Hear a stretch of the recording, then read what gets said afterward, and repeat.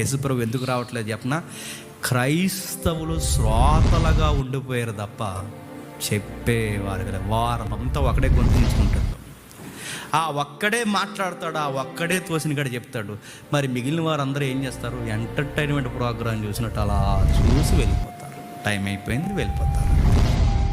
చెప్పాలి, ప్రతి ఒక్కరూ రాజు మీ సెక్టార్లో చెప్పండి. మీరు చదువుకుంటున్నారా?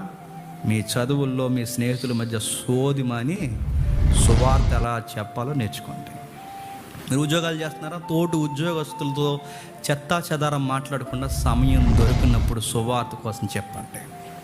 మీరు సంసారం చేస్తున్న తల్లి అయితే అరుగుల మీద కూర్చుని సోదు మాట్లాడకుండా కాస్త సువార్త మాట్లాడండి. మీ సెక్టార్ లీడ్తో మీకు తెలుసు, మాట్లాడండి. ఇక్కడ విన్నది మీ ఇళ్లలోనికి, మీ ఉద్యోగాల్లోకి, చదువుల్లోకి చెప్పండి. రాజ్య సువార్త ప్రకటింపబడిన రోజు ప్రభు వచ్చేస్తాడు.